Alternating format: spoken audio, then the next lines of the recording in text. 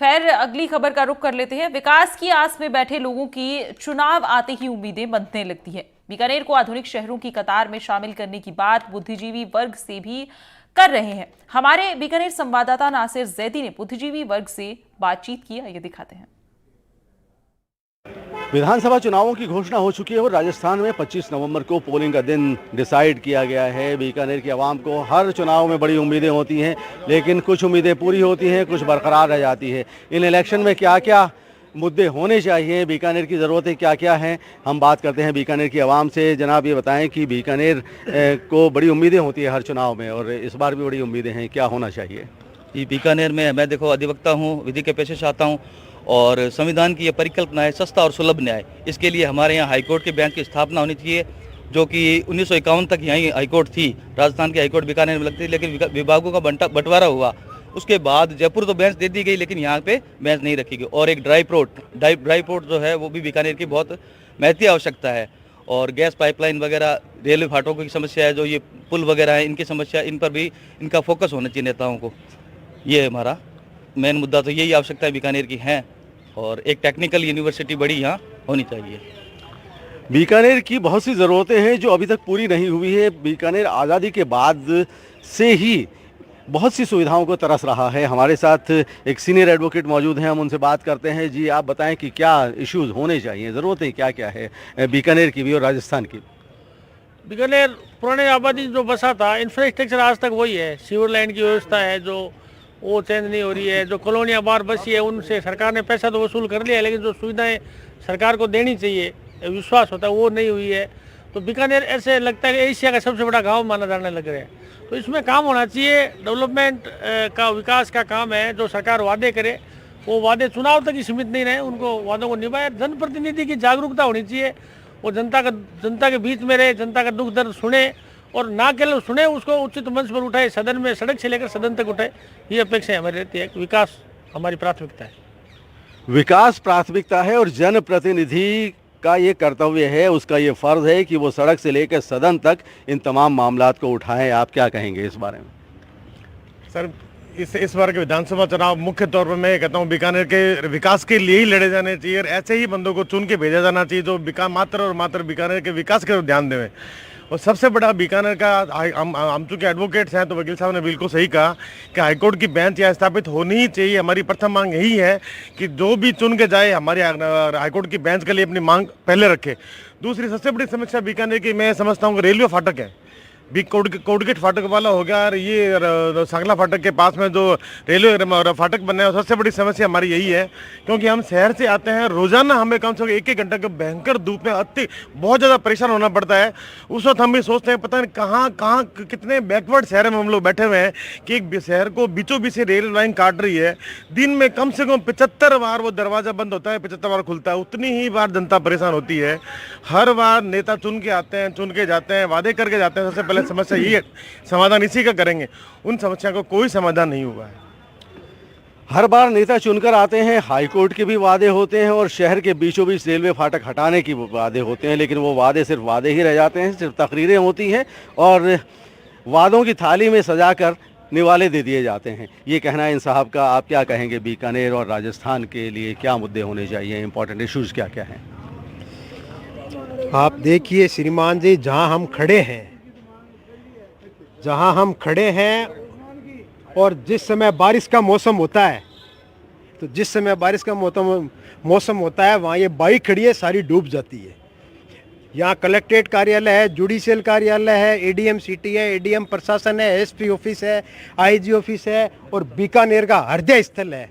लेकिन यहाँ बारिश के अंदर ये हमारी बेंच है, एडवोकेट बाइकें सब डूब जाती है और रात हो जाती है। जब पानी निकलता है उसके बाद में हम घर जाते हैं। और बीकानेर एक बहुत बड़ा शहर है, अभी जैसे वकील साहब बोला वैसे बहुत बड़ा गांव भी है। इसका कोई सुधार नहीं हुआ है। 1922 से ये कोर्ट चालू है और हाई कोर्ट के लिए धरना हो गया, प्रदर्शन हो गया, सारी सरकारें आ गई। ऐसा नहीं है कि वो आएगी तो वो करेंगे, किसी सरकार के पास में कोई मैनिफेस्टो ओके नहीं है, और जो है वो झूठा है। ये झूठे आश्वासन है, झूठे वादे हैं। सभी लोगों ने पार्टी को वोट देख लिया, आदमी को देख लिया, नेता को देख लिया। मगर इस शहर का विकास नहीं हुआ। फाटकों के लिए रेलवे फाटक है, अगर आप कोर्ट गेट जाओगे तो पहले 1 घंटा एक्स्ट्रा लेके जाओ। हमारी ज़िंदगी का बेहतरीन टाइम क्या बीकानेर के रेलवे फाटक पे क्या ख़त्म हो जाता है, और लोग मजदूर है, धंधे हैं, नौकरी वाले हैं या मजदूर है, वो सभी अपने टाइम टेबल से मतलब क्या है कि महरूम हो जाते हैं। और हर प्रकार से बीकानेर के अंदर फेल सिस्टम है। आने वाली सरकार भी क्या करेगी क्या नहीं करेगी, ये बात का मुद्दा है। धन्यवाद। ज़िंदगी का बहुत इम्पॉर्टेंट वक्त रेलवे फाटकों पर खर्च हो जाता है। सबसे बड़ी समस्या है बीकानेर की रेलवे फाटक, जो अभी तक सॉल्व नहीं हुई है। हमारे साथ और भी लोग खड़े हुए हैं। आप क्या कहेंगे कि बीकानेर के विकास में और क्या होना चाहिए? बीकानेर के विकास में तो ऐसा है कि चारों तरफ एक तो गंदगी रहती है, साफ सफाई सही ढंग से होती नहीं है। जिसको कहते हैं वो उसके ऊपर डाल देता है, वो उसके ऊपर डाल देता है, कोई साफ सफाई का सिस्टम नहीं है। दूसरे नंबर जो सीवरेज है, सीवरेज आज उस गली में, आज उस गली में, आज उस गली में, हर रोज़ कोई ना कोई गली में सीवरेज जाम हो जाता है। इनके पास कोई सिस्टम नहीं है उसकी सफाई करने का। पिछले बजट में घोषणा हुई थी, अभी तक वो बना नहीं है। तो मेरा कहना यही है कि भाई जो भी प्रशासक है या जो भी पब्लिक में जो मुद्दा उठाने वाले हैं, तो इसका मुद्दा उनको ज़रूर उठाना चाहिए। सीवेज की प्रॉब्लम शहर की एक बड़ी प्रॉब्लम्स में से एक है, लेकिन अभी तक सीवेज की प्रॉब्लम भी सॉल्व नहीं हुई। सीवेज का सिस्टम भी पूरी तरह से डेवलप नहीं है। बीकानेर इतना बड़ा शहर होते हुए भी, डिविजनल हेडक्वार्टर होते हुए भी, सीवेज का सिस्टम अभी भी यहाँ पूरी तरह से डेवलप नहीं हुआ है। सर, ये इतने इश्यूज़ जो बीकानेर से रिलेटेड हैं, हाई कोर्ट भी बीकानेर में नहीं है, जबकि आज़ादी से पहले यहाँ था, और बहुत सी ऐसी सुविधाएं जो लोगों ने कभी नाम नहीं सुना था वो बीकानेर में उस वक्त थी, लेकिन बीकानेर पिछड़ता गया। इसका रीज़न क्या है? नेता जो है यहाँ के जन नेता, उन्होंने इसमें कोई रुचि नहीं ली। ये सड़कें टूटी हुई हैं, 1-1 फीट के खड्डे भी यहाँ पड़े हुए हैं। पैदल आदमी नहीं चल सकता, गाड़ी कैसे चलती है? जूनागढ़ के सामने आप देखिए कितना बुरा हाल है। व्यास कॉलोनी देख लीजिए, खतूरिया कॉलोनी देख लीजिए, 1-1 फीट के गड्ढे खड़े, और जहाँ जन नेता रह रहे हैं उनके घर के सामने गड्ढे पड़े और वो उधर से गुजरते हैं। शर्म की बात है। ये जो सड़कों वाला मामला है, ये ड्रेनेज का मामला है, ये सफाई का मामला है, कितने कचरे पड़े हुए हैं यहाँ, सफाई की कोई व्यवस्था नहीं हो रही है। जन नेता है अपना कोई काम नहीं करता।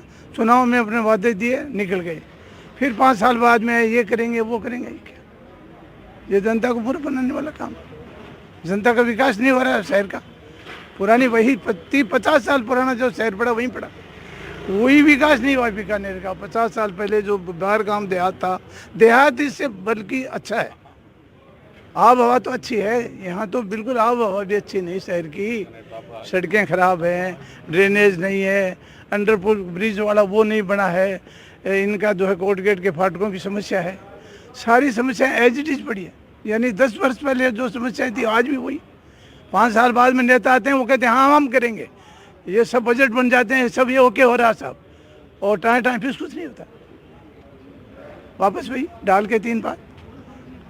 इतना बड़ा शहर होते हुए भी यहाँ की सुविधाएं गांव जैसी है, और बीकानेर को यहाँ के लोग एशिया का सबसे बड़ा गांव भी कहते हैं, लेकिन ये गांव एक डेवलप शहर में बदल जाए। क्या होना चाहिए इसके लिए? औद्योगिक विकास होना चाहिए, अच्छी फैक्ट्रियाँ लगनी चाहिए जिससे कि बेरोजगारों को रोज़गार मिले, लेकिन ऐसा नहीं हो पा रहा। 20 साल से मैं खुद देख रहा हूँ इस चीज़ को, और यथावत स्थिति है, कोई विकास कार्य दिख नहीं रहा है बीकानेर के अंदर। मेरी यही है कि इस बार जो भी चुन के आवे, कम से कम औद्योगिक क्रांति लावे बीकानेर के अंदर, जो बेरोजगारों को क्या रोज़गार देवे और उनको आगे बढ़ावे। एक क्या है, बीकानेर के अंदर सांड जो है उनका आतंक है। हर गली के अंदर, हर चौराहे पे ये मिल जाएंगे आपको, और कम से कम 10 से 20 मौतें इस सांडों की वजह से होती है। उठा के फेंक देते हैं, ख़त्म हो जाता है आदमी, न उनको कोई मुआवजा मिलता है न कोई बात, और सारे के सारे परेशान रहते हैं। बस। आवारा पशु भी एक बहुत बड़ी समस्या है शहर की, लेकिन नगर निगम होते हुए भी आवारा पशुओं पर कोई कंट्रोल नहीं है, और ये वह अशोक भाटी साहब कुछ और भी कहना चाहते हैं। यदि साहब आपने ये जनता से, लोग क्या है कि मीडिया चैनल ज़्यादातर नेताओं से पूछ के निकल जाते हैं, आपने जनता से पूछा तो एक बड़ी दुखद बात है। और आपके माध्यम ये हमारे जूनागढ़ जो धरोहर है, जूनागढ़ ऐतिहासिक धरोहर है, हमारे बीकानेर शहर को जूनागढ़ के नाम से जाना जाता है।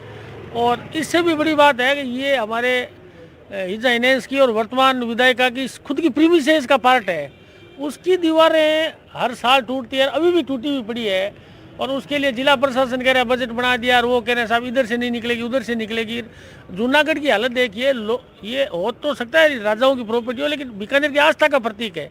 इसकी दीवार टूटी हुई है, तो इससे बड़ा दुर्भाग्य नगर निगम और यूआईटी के लिए, बीकानेर प्रशासन के लिए क्या होगा। ये बड़ा दुख का विषय है। बहुत इंपॉर्टेंट बात कही डॉक्टर अशोक भाटी साहब ने कि जूनागढ़ जो लोगों की आस्था से जुड़ा हुआ है, वो ठीक है राज परिवार से उसका ताल्लुक़ है, लेकिन जुड़ा हुआ आस्था से है, लोगों की आस्था है, उस पर भी प्रशासन की तरफ से कोई तवज्जो नहीं है। बहुत इंपॉर्टेंट बात है। लेकिन बीकानेर की हम बात करें, बीकानेर प्यार का शहर है, मोहब्बत का शहर है।